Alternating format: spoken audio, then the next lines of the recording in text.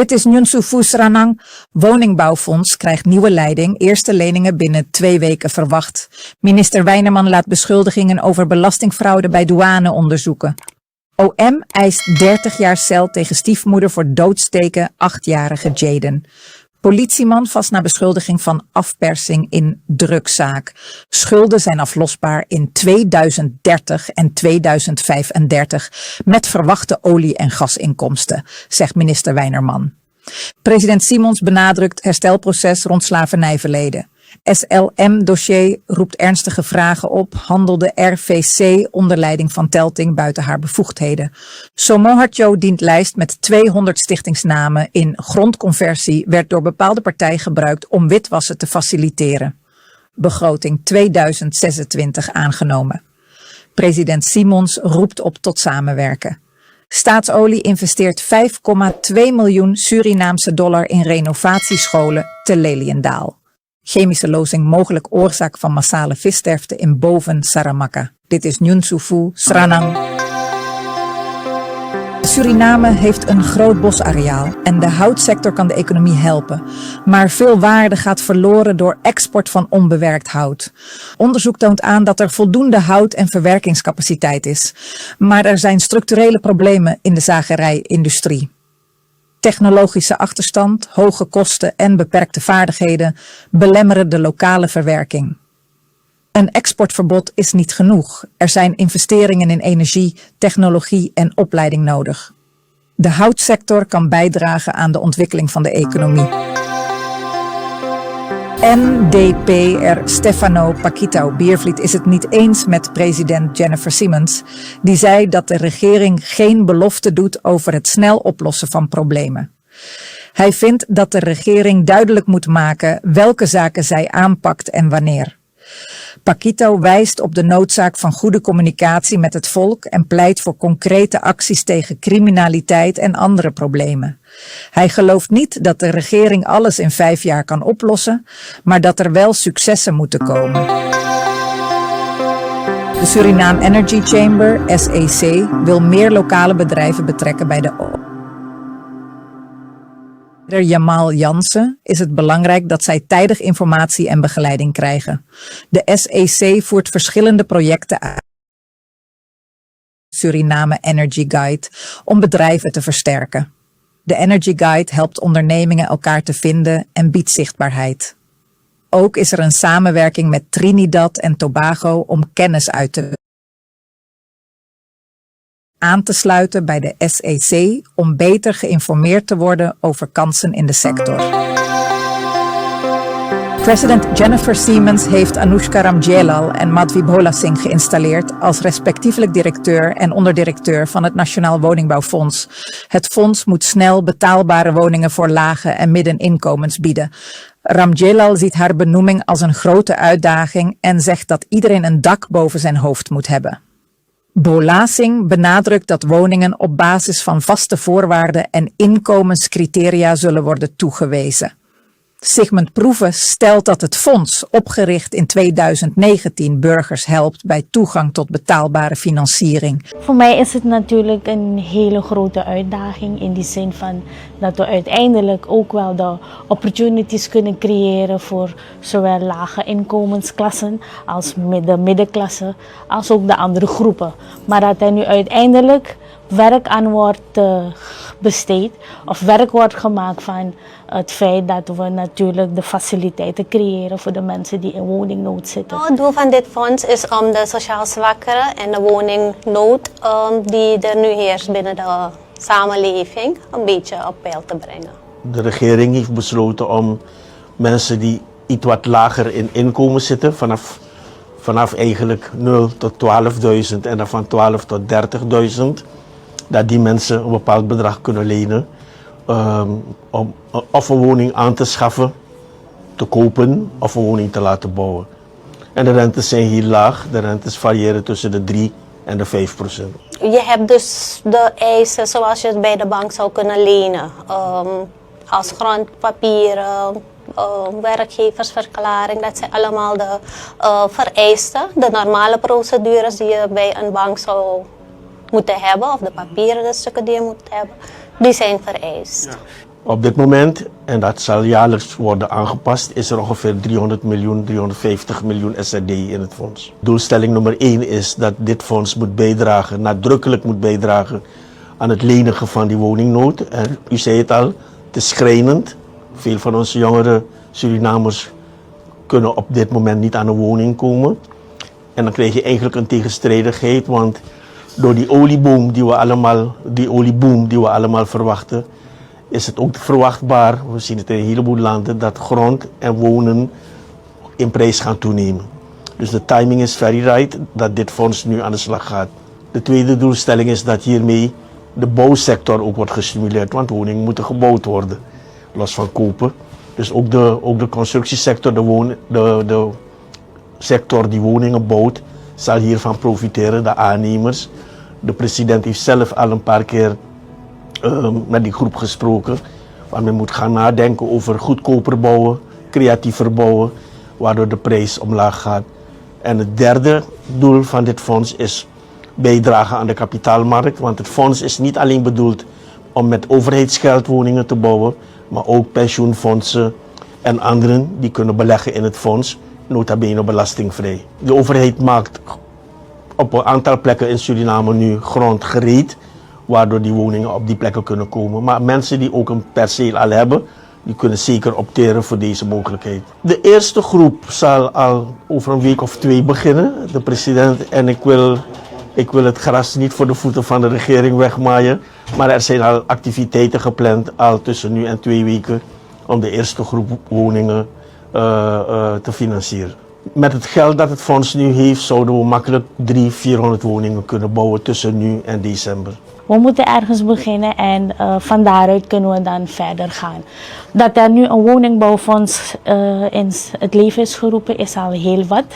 En nu moeten we overgaan tot de uitvoering daarvan. Minister Adeline Weineman van Financiën en Planning neemt de beschuldigingen over belastingontduiking en corruptie binnen de douane serieus. Ze benadrukt dat dit vooralsnog onbewezen aantijgingen zijn en dat onderzoek moet uitwijzen of er echt onregelmatigheden zijn. Weineman reageerde op de beweringen van douaneambtenaar Remo Durham, die fraude met de import van vis uit China heeft aangekaart. Hij stelt dat de importeur belasting ontloopt door vis tijdelijk in te voeren en deze als Surinaams product te exporteren. Durham zegt dat hij interne meldingen heeft gedaan over deze misstanden, maar dat daar niets mee gedaan is. Advocaat Derek Feira's verdediging heeft het Openbaar Ministerie en de politie in Suriname scherp bekritiseerd, stellende dat Feira niet eerlijk is behandeld. Ze beweren dat er te snel werd aangenomen dat hij schuldig was aan het trekken van zijn wapen tijdens een discussie met een politieman. De verdediging stelt dat er geen bewijs is dat Feira iemand heeft bedreigd en dat het wapen. Daarnaast verwijten ze het OM dat het voortijdig stevige uitspraken deed in de media. De advocaten vragen de rechter om het OM niet ontvankelijk te verklaren of Feira vrij te spreken en pleiten voor een mildere straf dan de voorgestelde 12 maanden. Een nieuwe veerverbinding tussen Paramaribo en Kommerwijnen is mogelijk, aldus minister Stephen Tsang. Hij meldde dat er interesse was van een aannemer, maar er is nog geen definitief besluit genomen. Parlementariër Roy Mohan wijst op de lange files die doordat veel mensen via de Weidebosbrug naar Paramaribo reizen. Een veerverbinding zou helpen om deze drukte te verminderen. Sinds de sluiting van de veerboot tussen Paramaribo en Meerzorg in 2000 zijn er plannen voor heropening, maar deze zijn nog niet uitgevoerd. Oud-president Chan Santokhi vroeg om een studie over de veerverbinding, waarbij 2 veerboten uit het buitenland zijn aangeboden. President Jennifer Siemens herinnerde de Nationale Assemblée aan de noodzaak van reparatie van de situatie en het belang van diversificatie in de economie. Ze gaf aan dat eerdere regeringen hier niet in geslaagd zijn, maar dat de huidige regering het anders probeert aan te pakken. We moeten die economie nu eindelijk gaan diversificeren. En ik kan zeggen dat ook de vorige regering dat had in het ontwikkelingsplan. En ook die daarvoor. en die daarvoor. En mijn zorg is geweest inderdaad. Het zeggen dat we dat willen doen betekent nog niet dat het lukt.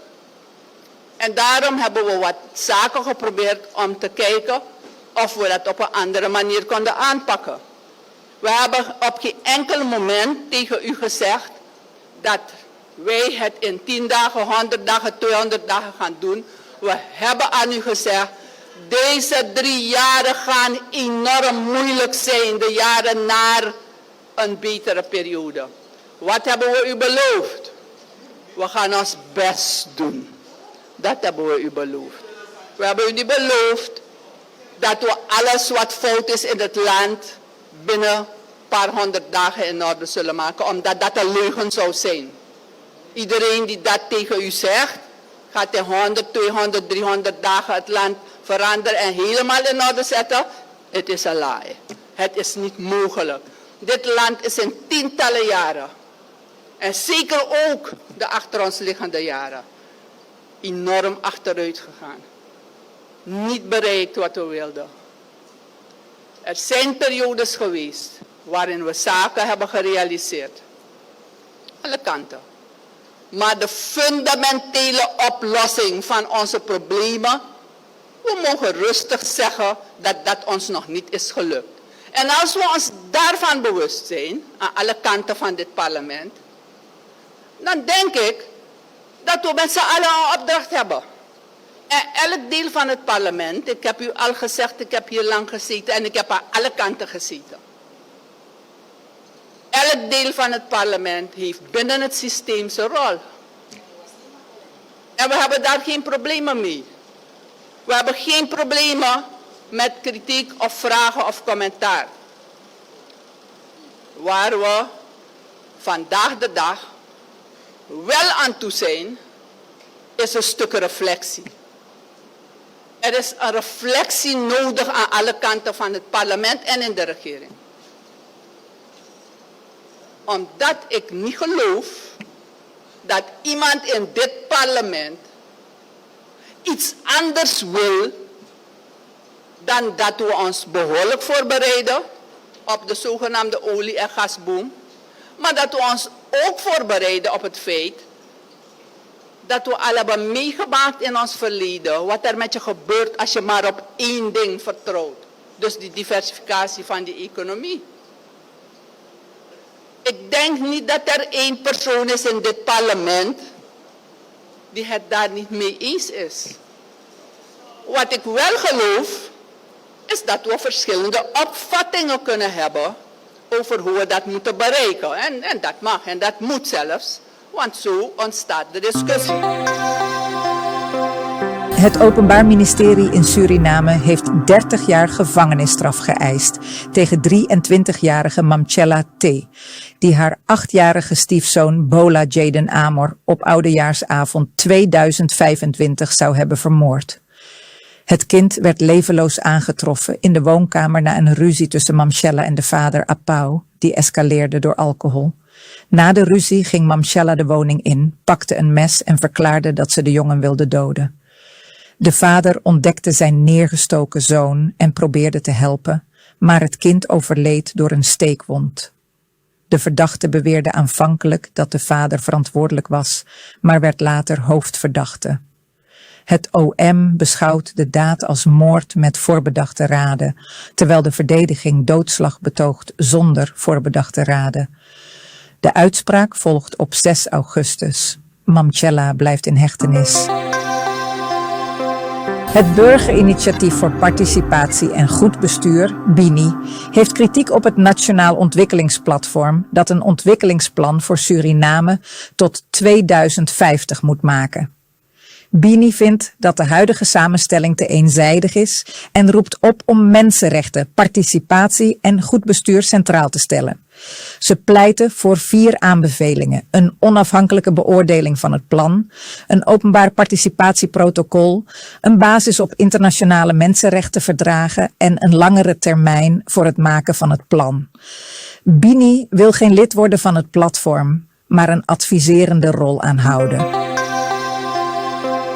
Vice-president Gregory Rusland heeft op vrijdag 3 juli 2026 de High Level Environment Event en Expo geopend in het Prince Ballroom, georganiseerd door het ministerie van Olie, Gas en Milieu. Ministers en vertegenwoordigers van internationale organisaties, de private sector en lokale gemeenschappen waren aanwezig. Rusland benadrukte de verantwoordelijkheid van Suriname in de strijd tegen klimaatverandering en het belang van natuurbescherming en verbetering van levensomstandigheden. Hij sprak over klimaatfinanciering via internationale samenwerkingen zoals REDD+ en de bedoeling om investeringen voor duurzaam bosbeheer aan te trekken. Het evenement richt zich op duurzame ontwikkeling en klimaatbeleid. Voormalig minister van Volksgezondheid Amar Ramadan is nog niet opgeroepen voor verhoor in het gerechtelijk vooronderzoek naar beschuldigingen van verduistering door zijn opvolger minister André Misikaba. Ramadan respecteert justitie en is bereid mee te werken. Hij roept Misikaba op te stoppen met ongefundeerde beschuldigingen die hij als persoonlijk ervaart. Ramadan overweegt juridische stappen als de beschuldigingen doorgaan. Nieuwe informatie over het SLM-dossier roept vragen op over het handelen van de voormalige Raad van Commissarissen, onder leiding van Telting. De raad zou zich hebben bemoeid met taken die volgens de wet aan de directie toekomen. Er waren spanningen door de bemoeienis van de raad met de dagelijkse leiding. De directie werd onder druk gezet om een ontbindingscontract te ondertekenen, maar weigerde dit zonder extra juridische bescherming. Critici betwijfelen de objectiviteit van een quickscan die mogelijk werd gebruikt om de directie te vervangen.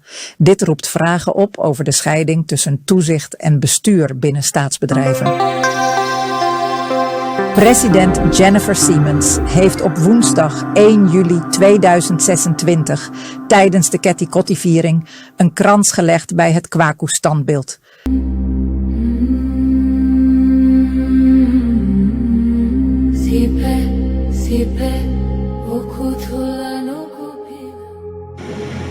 Vandaag 163 jaar geleden dat Ketty Kotti, de ketenen van de transatlantische slavernij in Suriname, werden toen officieel verbroken.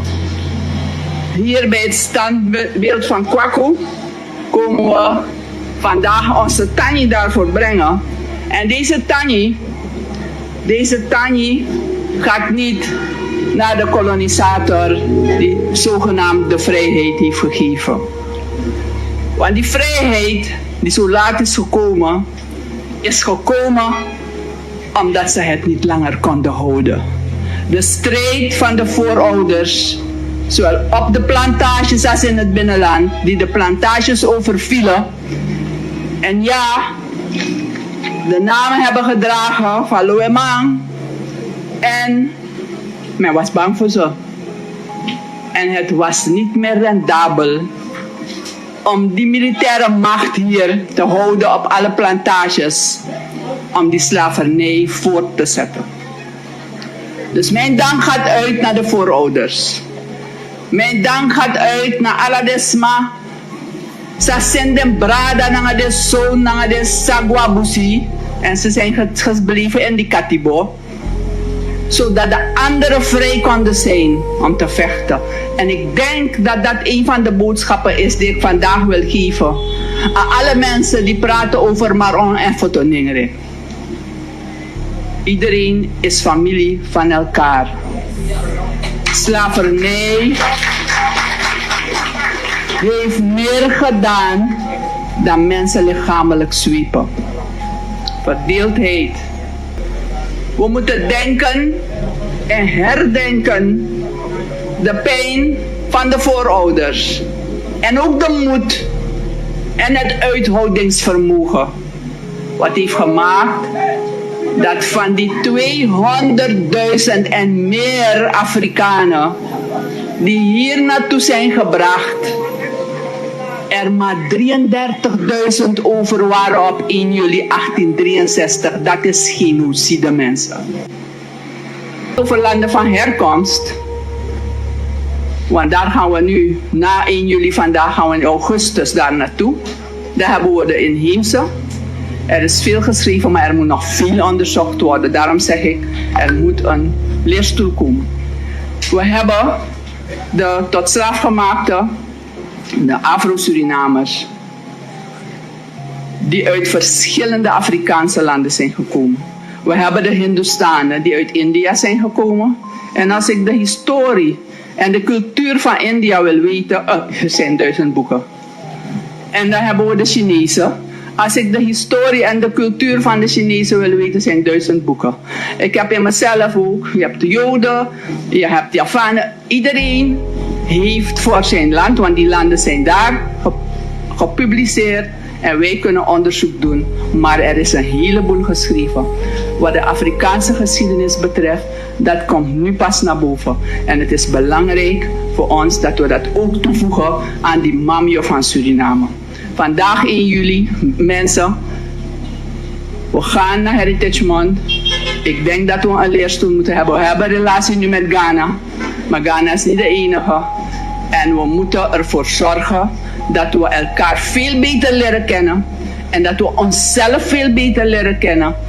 En ik ben ervan overtuigd dat Suriname, na die afschaffing van die slavernij, na de erkenning van de pijn, dat we samen in vreugde met elkaar verder kunnen gaan. In trots dat we met elkaar samen zijn. Prettige maspassie. En dan ontmoeten we elkaar weer in augustus. President Siemens benadrukte dat Afrikanen rijke cultuur en geschiedenis hadden. Ze pleitte voor de Suriname Heritage Month in augustus om erfgoed en nationale identiteit te bevorderen en riep op tot nationale eenheid. Ketty Kotti was niet alleen een viering van vrijheid, maar ook van bewustwording. Het herstelproces van slavernij is nog niet voltooid. Minister Adeline Weinerman van Financiën en Planning heeft uitleg gegeven over de staatsschuld van Suriname. DNA-lid Ramsukul vroeg hoe Suriname in 2030 en 2035 de schulden zal aflossen en wat er gebeurt als er niet kan worden terugbetaald. De minister verwacht dat Suriname kan terugbetalen door extra inkomsten uit olie en gas. Als die inkomsten niet komen, kunnen de contracten herstructurering mogelijk maken. Ook zijn er extra middelen door de vrijgekomen royalty. Brigadier van politie MF is in Suriname in verzekering gesteld op verdenking van afpersing. Een vrouw deed op 26 november 2025 aangifte nadat haar zoon door de narcotica-brigade was aangehouden voor drugsbezit. Zij hoorde dat haar zoon vrijgelaten zou worden als ze €2500 betaalde. Ze betaalde €1250, maar haar zoon werd niet vrijgelaten en de voorlopige hechtenis werd verlengd. Toen zij haar geld terugvorderde, ontving ze verschillende antwoorden. Hierop besloot ze aangifte te doen. Het onderzoek gaat verder. In de Nationale Assemblée is de ontwerpwet staatsbegroting voor 2026 aangenomen met 31 stemmen voor en 16 tegen. President Jennifer Simons benadrukte het belang van samenwerking voor de opbouw van Suriname. Ze zei dat de begroting bedoeld is om de wensen van het volk te financieren met aandacht voor schuldherschikking, wat meer middelen kan vrijmaken voor onderwijs, gezondheidszorg, landbouw en toerisme. Wat we willen met de begroting is de financiering van dat wat het volk wil en wat het volk behoefte aan heeft. We zijn gestart in deze zittingsperiode met de situatie dat het volk zich radeloos, reddeloos en redeloos voelde. Dat was de emotie van deze samenleving. Ze hebben een diepe val meegemaakt. En zoals ik al vaak heb gezegd, interesseert het mij niet aan wie u daarvan de schuld wil geven. Waarvoor ik hier sta samen met die regering, is omdat we samen hebben gezegd dat we het vanaf nu beter moeten gaan bekijken, anders moeten gaan doen. En tegelijkertijd hebben we gezegd dat dat geen eenvoudige opgave is. En dat zien we natuurlijk elke dag weer. Het is niet makkelijk voor ons in de politiek om ons te verplaatsen in een situatie waarin we kijken naar beleid, waarin we samen debatteren en inderdaad discussiëren over dat wat ertoe doet om voor deze samenleving een toekomst te helpen scheppen waarin mensen welzijn kunnen ervaren. Het is niet makkelijk. En we hoeven elkaar daarover de schuld niet te geven, want there is enough blame to go around. Hier in deze zaal zitten er geen heiligen. En al die mensen die hier zitten, al die partijen die hier zitten, hebben bijgedragen aan de situatie. Ook die van u. Ze riep op tot reflectie en een constructieve houding in zowel het parlement als de regering. Minister Adeline Weinerman onderstreepte dat een sterk financieel beheer essentieel is voor de economie en dat de staatsschuld herstructureerd is om ruimte voor begroting te vergroten. PL-fractieleider Bronto Somoharjo heeft een lijst met 200 stichtingen ingediend in de Nationale Assemblée, DNA. Hij beweert dat bestuursleden van de VHP vroeger percelen kregen voor minder dan $1000. Voorzitter, dank u. Minister, bedankt voor uw vragen of antwoorden in de tweede ronde. Voorzitter, ik heb het volk beloofd dat ik met feiten zou komen. Ik dien hierbij de eerste lijst in met 200 namen van stichtingen van de grondconversiedata. Namen als stichting Bling Bling, stichting Ping Ping. Voorzitter, wie transparantie vreest, niet vreest, hoeft deze lijst ook niet te vrezen. Er wordt gevraagd naar een evaluatie van grondconversie. Ik blijf erbij dat grondconversie werd gebruikt door een bepaalde partij om witwassen te faciliteren, voorzitter. Voorzitter, geen cultuurplicht, geen plicht tot omzetten, voorzitter. Voorzitter, dit is dossier grondconversie 1. Dossier grondconversie 1.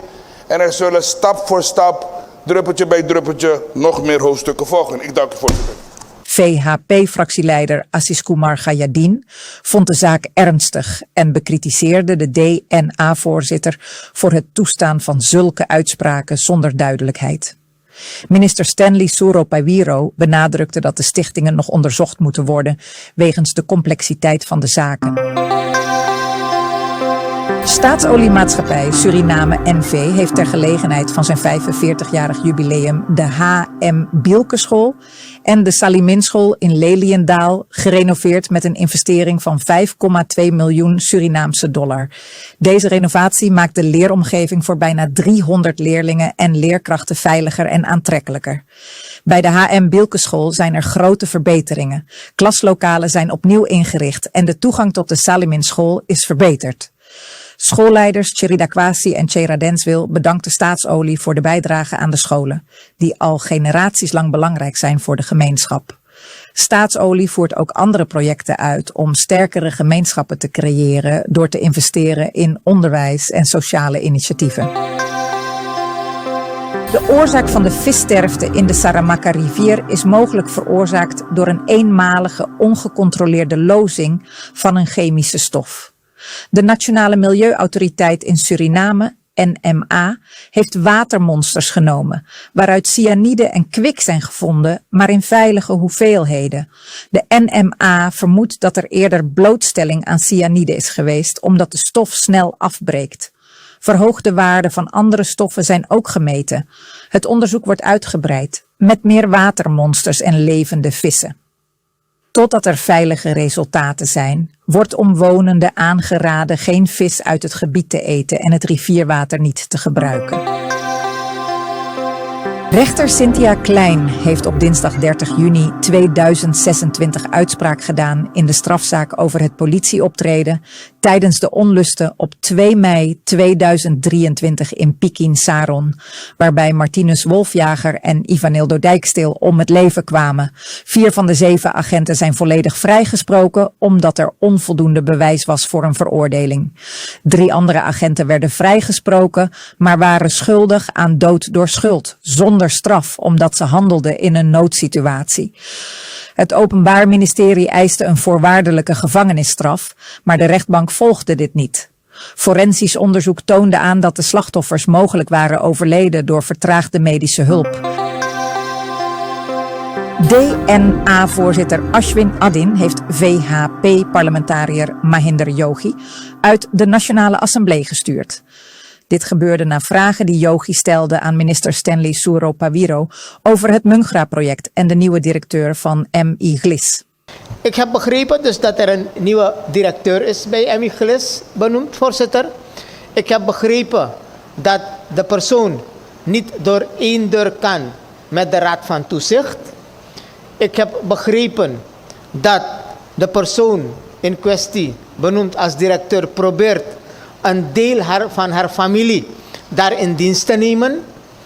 Ik begrijp, voorzitter, dat de persoon een Lexus heeft gekocht als dienstauto met middelen, met geld van het MI Glis. Voorzitter, ik wil via u vragen aan de minister wat juist is en wat niet juist is, voorzitter. 1, 2 is namelijk dat we de kwaliteit bij het MI Glis bewaren, voorzitter. Bewaren, voorzitter, omdat anders de situaties zoals bij het Mungra-project, voorzitter, zich zullen blijven voordoen, voorzitter. U heeft geen bewijsstukken daarvan, maar u vraagt het aan de minister. Voorzitter, ik heb gezegd dat ik informatie heb dat de persoon in kwestie probeert een deel van haar familie daar in dienst te nemen of heeft genomen. U kunt die informatie beschikbaar stellen? Mag ik? Voorzitter, en ik heb de minister gevraagd, het MI Glis... U zei net, u heeft informatie. Ja. Kunt u die informatie beschikbaar stellen? Ik heb die informatie met u al gedeeld, toch? Ik heb die informatie toch met u U gedeeld? heeft mondeling die informatie gedeeld. Voorzitter, daarom vraag ik aan de persoon... Daarom vraag ik aan de persoon die dat kan bevestigen. U kunt niet zeggen, u heeft mondeling informatie en dan zit die mondeling informatie te delen. Wij vragen onderliggende stukken. Voorzitter, daarom vraag, maar is goed, we gaan, daarom vraag ik aan de minister. U heeft dus geen stukken, daarom u heeft vraag geen ik aan bewijzen, de maar de minister is hier. Dan zullen we naar de minister mag ik u aangeven mijn referentie? Nee. Vraag... Ja, Marcel Jogi, even rust in de zaal. Ja. Voorzitter, ik heb bij de vorige minister een interruptie gevraagd. U hebt meegewerkt. Ik heb die interruptie gehad. Ik heb de kwestie van Mungra, verkaveling, aan de orde gesteld, voorzitter. En ik heb een link gelegd met de kwaliteit die er moet zijn bij het Glis ter bewaking, voorzitter. En ik heb aangegeven dat ik informatie heb dat dat en dat is gebeurd. En wat is uw voorstel van orde? En ik heb toen aan de minister gevraagd, minister, kunt u aangeven of dat juist is? Voorzitter, ik heb niemand beschuldigd. En de minister heeft al antwoord gegeven en we gaan terug naar de orde. Ik heb niemand beschuldigd, voorzitter, maar dat model van u, dat ik moet met bewijs, als ik dat bewijs had, voorzitter, hard. Je kunt niet suggestief, zonder bewijzen hier mensen beschuldigen en... Met Takino, begrijpt u waarom ik heb gezegd dat u de slechtste voorzitter bent? Omdat u de grootste kleuter bent. Als u dit college gaat verlagen naar een kleuterklas, dat ga ik niet kunnen toelaten. Dit is precies de reden, omdat u continu buiten de orde gaat, dat het college beschaamd wordt en dan ga ik u tot orde roepen, toch? Dus daarom zeg ik, als u vindt ik ben te streng, nou so be it. Voorzitter, kunt u me zeggen welke woorden ik moet terugnemen? We hebben net de video beluisterd en u heeft die woorden ook zelf gesproken en we hebben net hier gehoord. Ik vraag u nog een laatste keer uw woorden terug te nemen. Kunt u mij zeggen, voorzitter, welke woorden ik moet terugnemen? Ik heb al genoeg gehoord, buiten en in de microfoon. En ik ga geachte lid Jogi niet een tweede keer vragen. Indien u niet direct niet uw woorden terugneemt, kunt u de zaal verlaten. Voorzitter, ik ga niks terugnemen. Ik ga mijn mening geven. Dan dank ik u voor dit moment. En dan kunt u de zaal verlaten.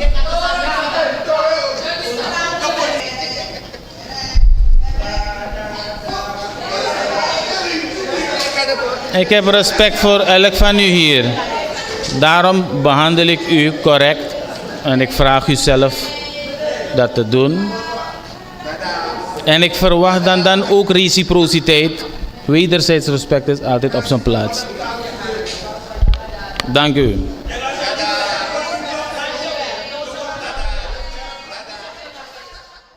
Na een korte schorsing ging de ruzie door en Adin eiste dat Yogi zijn woorden terugnam. Yogi weigerde, waarna hij werd weggestuurd. De Vereniging van Economisten in Suriname, VES, zal niet deelnemen aan het recent geïnstalleerde Nationaal Ontwikkelingsplatform, aldus secretaris Swami Girdhari. De vereniging ontving een uitnodiging, maar heeft ervoor gekozen om uit onafhankelijkheid niet deel te nemen. Het platform, geleid door Karel Ekhorst, moet binnen een jaar een ontwikkelingsplan voor 2030 tot 2050 opstellen en Suriname helpen met de oliesector. Tijdens de installatie bevestigde president Siemens de beslissing van VES. Girdhari verklaarde dat de vereniging haar onafhankelijke rol wil behouden en liever bestaande instituten wil versterken. De VES is bereid feedback te geven zodra er een conceptontwikkelingsplan is.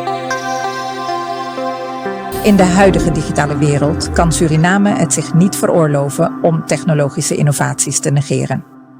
De komst van Starlink, de satelliet-internetdienst van SpaceX, moet gezien worden als een kans voor nationale ontwikkeling. Betrouwbaar internet is steeds crucialer, vooral in de olie- en gassector en bij de digitalisering van overheidsdiensten. Starlink kan vooral het binnenland van Suriname helpen, waar veel mensen beperkte toegang tot internet hebben. Dit kan leiden tot betere onderwijsmogelijkheden, telemedicine en lokale digitale bedrijven. De overheid moet echter duidelijke regels stellen zonder innovatie te blokkeren.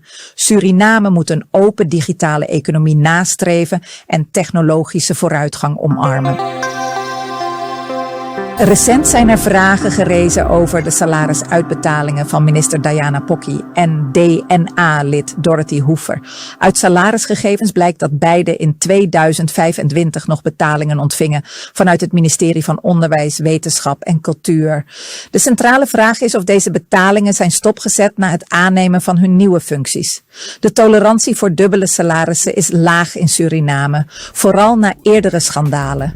Waarom is er geen openheid van Pocky en Hoever? Zijn eventuele te veel ontvangen salarissen teruggestort? En waarom is er geen proactieve communicatie geweest? Publieke functionarissen moeten integriteit en transparantie tonen.